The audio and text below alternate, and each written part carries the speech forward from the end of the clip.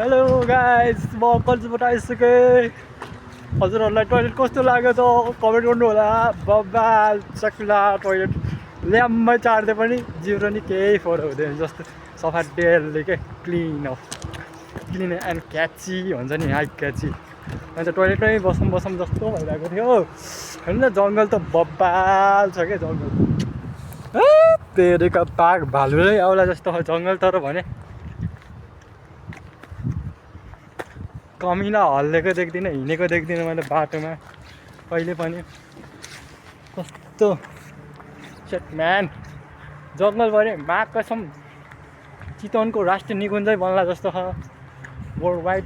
हेर्नु न कस्तो घना झाडी नै झाडी, जता हेर चार कोसे झाडी नै झाडी। बा यतिको त उहाँ चितवनको त छ नि, यो के भन्छ, यो चितवनको राष्ट्रिय निकुञ्ज, यो वन्यजन्तु आर्छ अनि शुक्ला फार्म।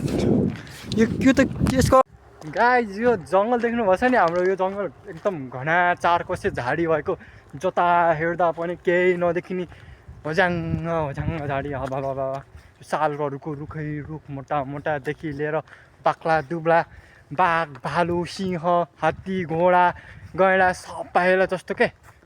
चितवनको जङ्गल के हो र, त्यहाँ के पाउँछ र यहाँ पाउँछ नि भन्नु होला, सोच्नु होला।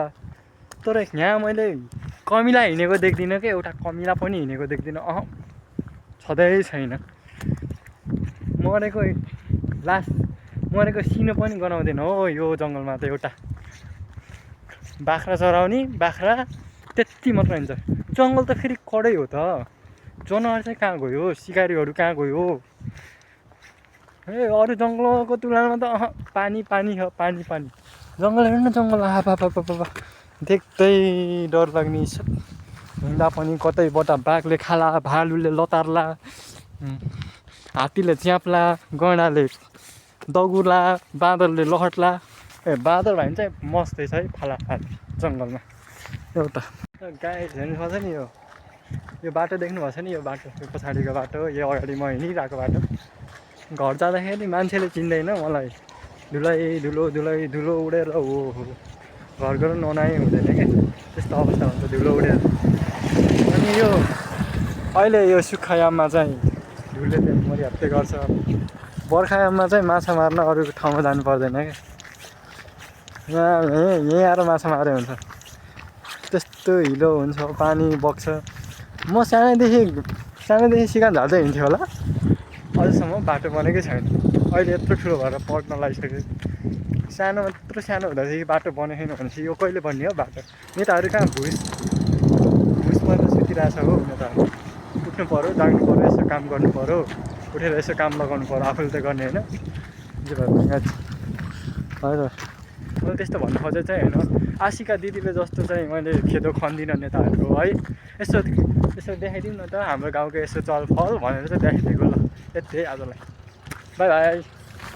यस्तो उठ्छ भनेको यस्तो उठ्छ। हेर्नु ट्र्याक्टर आउँदा धुलो भइएन।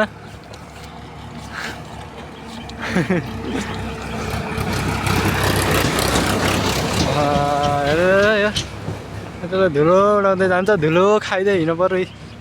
अलि क्यामेरामा राम्रो देख्थ्यो होइन, नत्र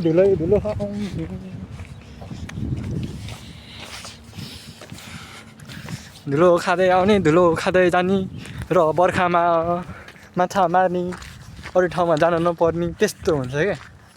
अनि बाटो चाहिँ नबनाउने, वाट ननसेन्स।